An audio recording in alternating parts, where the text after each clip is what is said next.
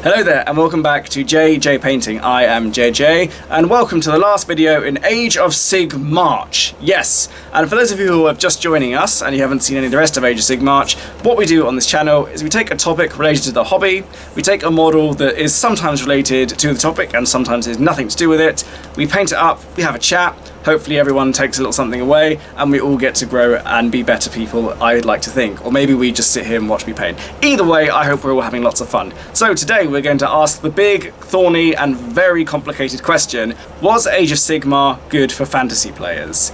Now, this one has been covered elsewhere, but I kind of want to leave Age of Sigmar on this note as well, because we've had enough time now to really embrace what Age of Sigmar is. We've seen a lot of things change within the game system itself over the past 5 to 6 years, so I think it's time to kind of take stock of where Age of Sigmar is now compared to where it was. And for those of you who have only been in the hobby for a couple of years, maybe even a bit less, let's just give you a quick lowdown on the history if you're not already sure, and also so that we are all on the same page going forward as well, because quite a lot has happened even in this last month for Age of Sigmar, and it's worth talking about. So we're going to be painting this model right here, finishing the chariot by doing the rider, and without further ado, let's crack on. Okay, now this is a surprisingly controversial topic depending on who you're talking to, and it seems to result in there being two answers, both of which start with absolutely. And the first one is absolutely not. It ruined fantasy, it ruined people's armies, changed the way they had to do everything, and made it impossible for them to keep up the armies they had, knowing they weren't going to be supported by Games Workshop anymore. But on the other hand, the other answer is absolutely yes. Fantasy was getting too expensive, the buy-in cost was too high, and the only people that were really playing it were the hardcore people who were playing it 10, 15, 20 years beforehand, who were able to buy it when it was at a much lower buy-in cost. But if we take a slightly more balanced look at the whole thing, then I think we can come to a slightly more, if not definitive, a slightly more well-rounded answer to the question. Now, I think the first thing that's probably worth mentioning is that fantasy does itself actually evoke a surprisingly high emotional reaction from people because of its very sudden and abrupt end. And that's just the thing. The ending did come very abruptly. The first of the End Times books came at the end of 2014, and by 2015, we were into Age of Sigmar. So that's not a lot of time in the Games Workshop timeline of releases, especially going back to how they used to do things pre-6th edition 40k, by comparison, where everything took much longer to release, things happened a lot slower. However, considering that we then went from many releases in a very short amount of time to the end of a system, it's very easy to see why this was the case, because those fantasy players suddenly realised this was it for their armies. They weren't going to go any further than this point, and that's quite a difficult thing to stomach, especially if you've been in the hobby for more than 10 years than a lot of other people have been as well. Now, I said in my accessibility video quite a bit about the buy-in price of fantasy as it was versus Age of Sigmar and the lore side of things as well. I don't think we have to talk about those in this video, but I do think they're worth referencing just because they are still factors. Now, if we start off with the no's as to why it might not have been good for fantasy players, or at least some fantasy players, is first thing is that a lot of armies were going to now be left behind. So whilst Tomb Kings and Bretonnians and various units from certain armies do still have profiles in Age of Sigmar, they are not going to get any new model updates, they're not going to get any new rules coming out, and they're not going to be considered cohesive armies anymore. They just fit into the grand overarching structures of the grand alliances that they fall into. Now, depending on where you stand, for some Bretonnian players and for some Tomb Kings players especially, that would have been really difficult to stomach, obviously. But when we then think of it in one other perspective that I was told of recently, for Bretonnian players, this shouldn't really have come as much of anything new to them, because whilst the Bretonnians were quite a well-established army within fantasy, even up to Age of Sigmar, they hadn't really had much support or any new releases or any really new rules coming out for a really long time before Age of Sigmar, and because of that, it's probably one of those armies which wasn't that touched upon much anyway. Tomb Kings, on the other hand, had quite a large release only a couple of years prior to Age of Sigmar coming out, and then to go from having a very large, very expansive army where you could have lots of stuff and quite new models, to then having them all thrown in the bin naturally would be quite hard to swallow. But obviously those are just the armies that got completely cut from the canon and left behind with no future support coming up. For a lot of other armies, such as High Elves, Wood Elves, Dark Elves, the Empire, they were all split up in many ways. So some parts of the Empire became the Free Guild, whilst things like Empire Knights were completely removed entirely. The dwarves were another one where only certain parts of the dwarves and only certain parts of the dark elves were kept and other parts were simply discarded. The high elves were completely finished and thrown in a bin in some respects as well. And some things, like I said in my Cities of Sigmar video, have been retained and are now being moved into Cities of Sigmar, at least for the foreseeable future.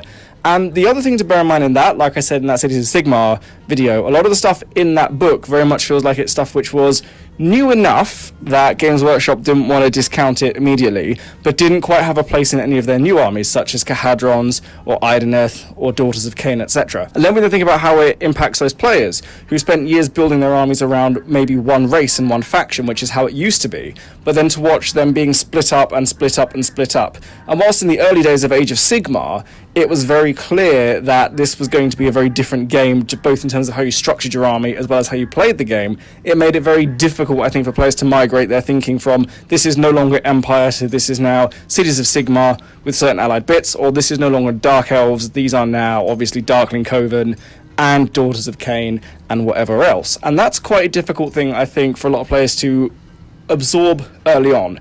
But here we are now, nearly 6 years on from when Age of Sigmar first arrived, and we can actually spend a bit more time now absorbing and reflecting on what we've got. So with the recent release of Lumineth Realmlords, well, recent at time of recording, the things that we can now say for certain is that some of the old ideas that were present in fantasy are now slowly starting to be brought back in, even if they are reimagined and look quite different. So no one's under any illusion that Lumineth Realmlords very much are reimagined High Elves. Gravelords, the recently released new Alliance for Death, are reimagined vampire counts, and the Ossiarch Bone Reapers, in some respects, to some people, are reimagined Tomb Kings. Now, there's a lot of reasons as to why it's possible all of these have been reimagined and changed in many different ways. Most obviously, the first one being is they're much easier to bring under copyright, but that's just, a legal thing. But in terms of the models and the aesthetic, it does mean that Games Workshop are able to move things away from being so rooted in more realistic and things that we recognise from our timeline and our real world. Tomb Kings obviously took a very strong ancient Egypt aesthetic. Ossiarch Bone Reapers don't take it to the same extent, and I think that's ultimately good for them because it means that Games Workshop can do more for the IP. High Elves, Dark Elves and Wood Elves were all somewhat fixed concepts, and what they've done with Lumineth, as you can probably tell, and even with Ideneth Deepkin, is they want to do more with the elven races, and that's the same with the Daughters of Cain. They want to do more with the concept than they could do under the old system. Now, obviously this is drifting into reasons for and reasons why it's better, but this is not necessarily doing that. This is very much just saying where they've come to. But here's a few more reasons why it may not have been good for fantasy players, is that it did very much destroy the narrative in some respects, but as we've seen over the course of time, more and more of the old characters are back. So characters like Morathi, Archaon, the Glotkin, who were introduced right at the very end, but Sigvald, Valkyr, Teclis, Nagash, they are all back. They have all come back to life in some respects, and there hasn't been a lot to say that they are different people.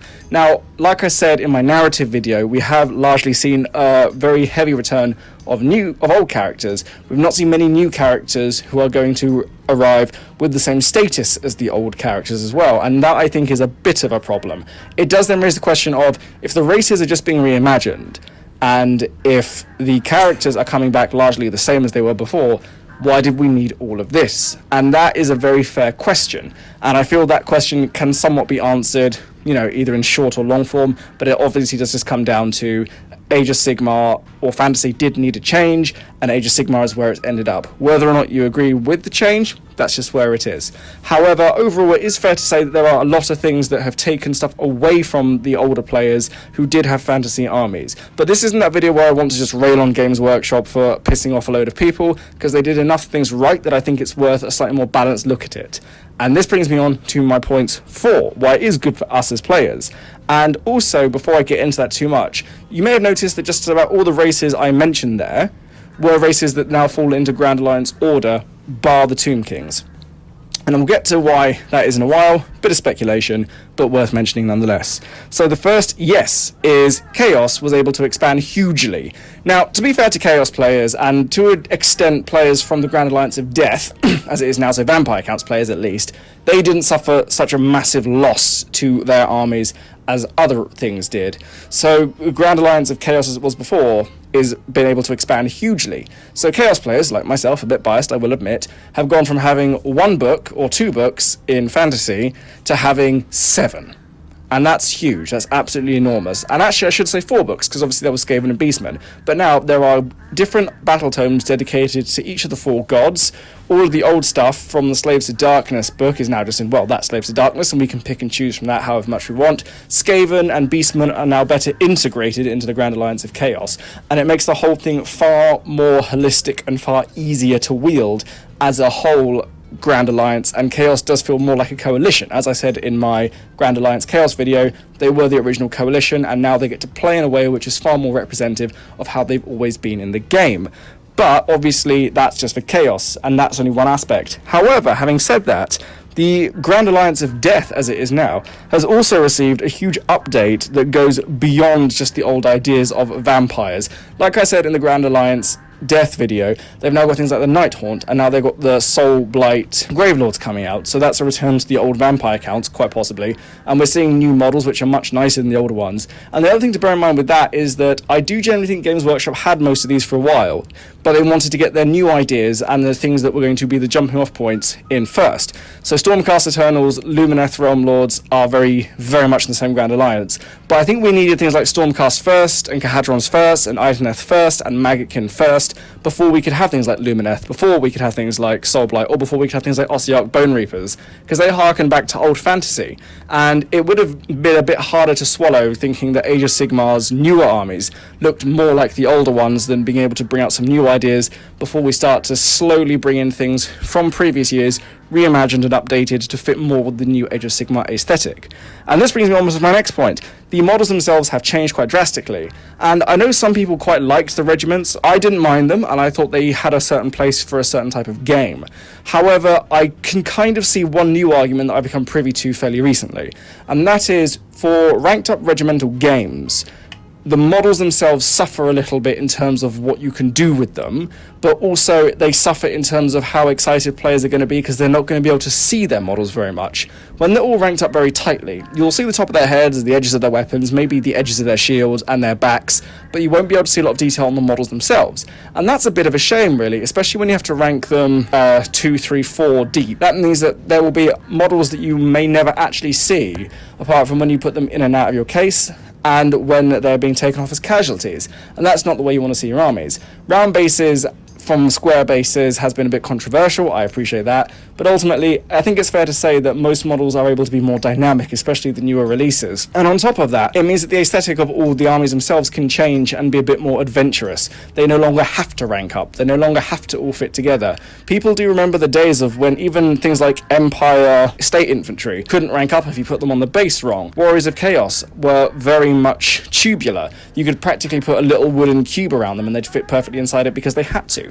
But now we don't have to do that anymore, so the models become more interesting, they become more dynamic. Games Workshop can make bigger artistic decisions on all of their IP, even down to the basic footmen, all the way up to their most impressive heroes. And that's something which I think is worth mentioning now, because to be fair to us as fantasy players, I very much count myself in that, we were very much using the same kinds of models across all of the armies. They all had to fit into ranks, they all had to fit together quite cohesively, and it did of course mean that the models themselves weren't boring, but they weren't exactly the most ambitious or adventurous that they could be. And I think it's fair to say that I've seen people become far more impressed and far more excited for models in Age of Sigmar overall than I ever saw for fantasy in the grand scheme of things. And obviously this then allows us to get back to what I was saying before about bringing the new ideas in first. We had some new ideas. The ideas of things like the Ideneth and the Daughters of Cain are the two that I come back to the most, because they were things which we simply didn't have in fantasy. The idea of deep sea elves riding war turtles and sharks, that was fantastic, and I don't think anyone's going to disagree with me on that one.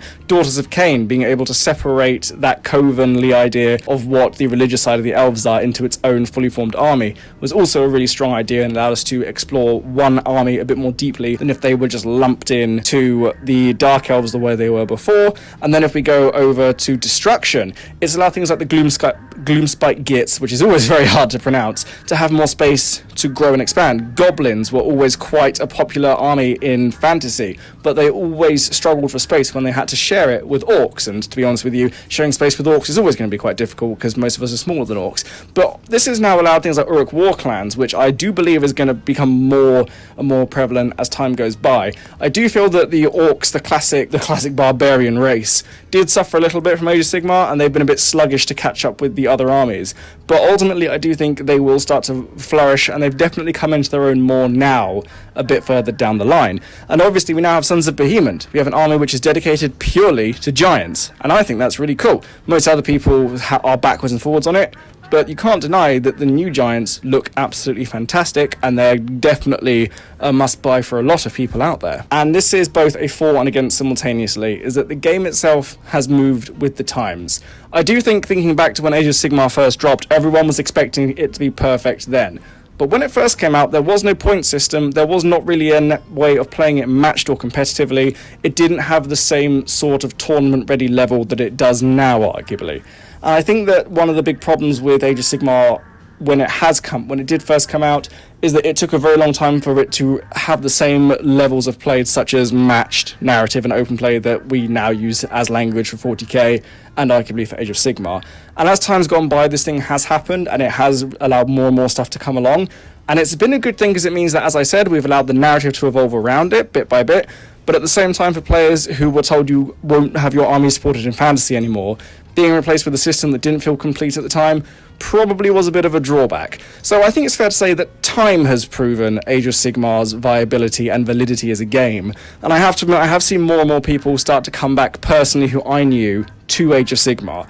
And a lot of them aren't bringing their old armies from fantasy with them. A lot of them are starting new armies with a very different aesthetic and a very different playstyle to what they were doing with fantasy. And also not necessarily trying to rebuild or recapture their old armies. People like me, who like the models they had before and just rebased everything, were quite happy to move on. But it's interesting to see that a lot of people simply would rather start afresh with Age of Sigmar, and in many respects that means, I suppose, Games Workshop has achieved what it set out to. People are migrating across, and the few people that don't want to play Age of Sigmar and want to stick with fantasy, that's fine. There's still lots of people out there who want to play fantasy as well. But as always, I leave it to you guys. What do you think of all of this? Do you think that Age of Sigmar is good for fantasy players? Do you think that it isn't good for fantasy players? Do you think it's a little bit less dramatic than maybe I'm making it out to be? And obviously, what do you think the future is going to hold? Because that's what's going to really be how we judge where we are now. Age of Sigmar, I think it's fair to say, is in a very strong place in itself, and time will only tell if they'll be able to keep it up, or if they'll slide, or if they'll find themselves back in the place they were in 2014, 2013 time with fantasy. But let me know your thoughts below. I look forward to hearing from you. So, those are my thoughts on if Age of Sigmar has been good for players. So, as you can probably tell, I feel very much it is one way rather than the other, but I understand not everyone agrees with this. And you know what, if you don't agree with me on this one, that's fine. Let me know what you think in the comments below. And whilst you're down there, like, subscribe, all that good YouTube shilly stuff. Thank you all very, very much for watching. Goodbye, have a lovely day. And since we've been painting a unit of Chaos Knights over the course of the month, here is all of those Chaos Knights now in the reel. So thanks very much for watching, and have a lovely day, and enjoy the reel.